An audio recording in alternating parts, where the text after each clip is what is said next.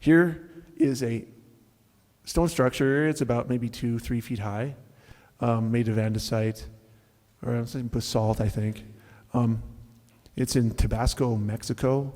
It's an Olmec artifact. It was unearthed, along with a lot of other incredible and really enigmatic sculptures of white people and giant heads that look like they're African. And then there's things that just really don't make that much sense. But this thing really doesn't make that much sense. It's a person staring into heaven, and one side of his face is human, and the other side of his face is a puma.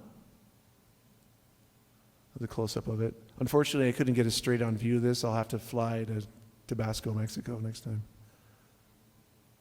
And now, we have the face on Cydonia, Mars. A little comparison there. Just how close that is. And you have an analog. And this is my superimposition of a lion. You can see how closely the features match. Here's the eye, the actual structure on Cydonia, Mars, the nose, and this weird sort of mouth structure down here. It really is close. You have an analog in the Judaic Christian canon. In Ezekiel, no less, Ezekiel 41, where he talks about the temple of Jerusalem, the future temple of Jerusalem, actually having this motif repeated over and over and over again in the interior of the holy place. He calls it a cherubim. The Greeks called it a sphinx. And sphinx actually in Greek just means to bind something tightly. A play on the words of the sphinx is to strangle, when you bind your hands tightly around somebody's neck. But it's still the same idea etymologically. Now, St. Albert Magnus was he's called the Magnus because he was, in Catholic history, one of the greatest scholars of all time. And in his Book of Minerals, he says something pretty enigmatic, and that is, the power of all things below originate in the stars and constellations of the heavens,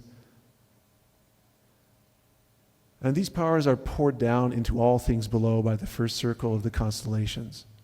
Now, he's a saint, and he wasn't canonized until, I think, the 1800s, but here he's talking about something that is like the heart of Gnosticism and the heart of the illuminated elite. This is what they talk about all the time, as above, so below.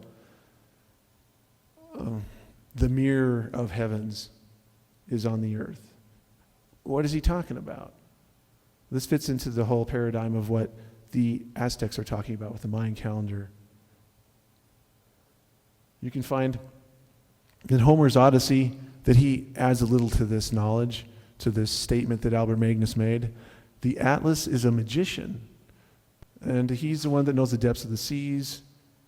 He guards the tall pillars, plural, that keep the sky and earth apart.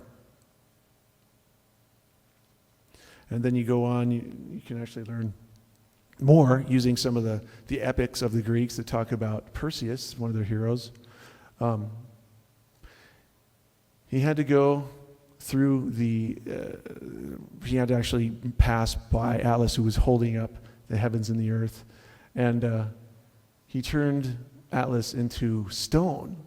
And then it says that the actual mountains where he was were actually formed by this event. And you will notice that the prime meridian of the earth runs right through the Atlas Mountains.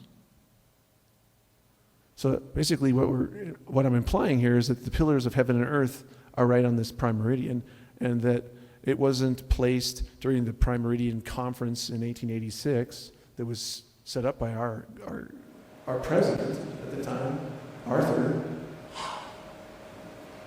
It wasn't done just by happenstance or that they're having trouble with navigation. There was an incredible illuminated and elite precedent that had to be established. So if you look at the shorthand glyph for Gemini, it's pillars. It's the only one that's pillars in all the signs. And it just so happens that Gemini is above the brightest star in the northern hemisphere, which is Sirius. So taking Albert Magnus's suggestion that heaven and earth are actually mirrored together, and I have Atlas holding two pillars, the pillars where you would actually have Gemini, which is a shorthand glyph for Gemini, and the prime meridian here, and here are the Atlas Mountains. The rest of the heavens then are right above their constituent places on the earth, which would have to be in a configuration like this. So now you have Gemini here, prime meridian, and then 30-degree swaths each place. Of course, I have the very center of Gemini here, so you're counting 30. Basically, the margin between each one of these is right about here, so forth. So heaven and earth are actually merged now. There's a mirror. And I think the ancients knew this. It was common knowledge. It was taken for granted almost. Here's a different way of looking at it from the North Pole. And then, of course, here's Sirius underneath Gemini.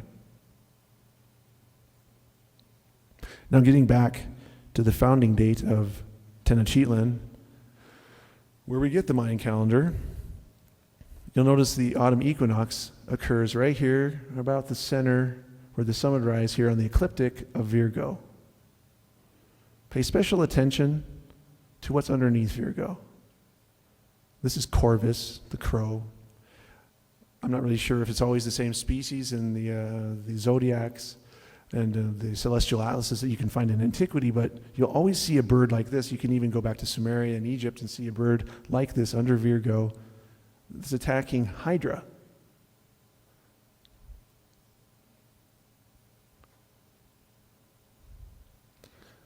Here's Virgo over America, and here's Hydra, almost in kind of serpentine sort of fashion, fitting the middle American areas here. And your bird, I think Mexico City's about right about there. And this is the sign of Mexico, national flag. Very close similarities then. Now, again, it has its precedent in the Western religious canon, which predates it, by the way. Even the New Testament does. This is a symbol of the gospel writer John, who later was exiled at Patmos and wrote the Revelation. You'll notice something interesting too. Here's this little point in the back of his head. You'll see through antiquity that a phoenix is always represented with this. That gives away the difference between an eagle, just a mere eagle, and a phoenix. It's always that little point.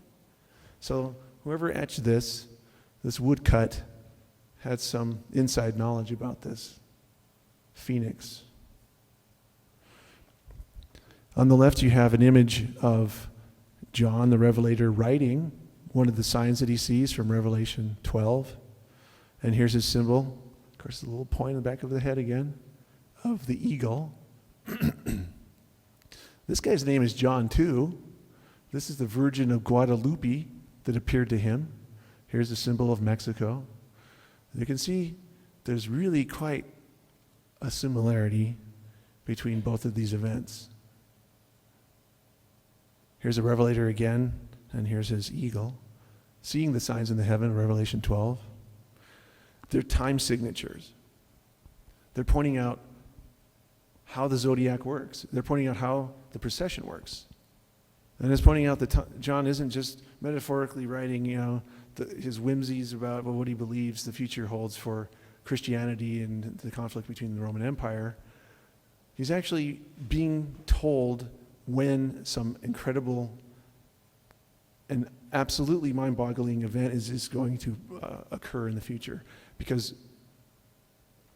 it's been repeated over and over again, not just in writing, but in placement.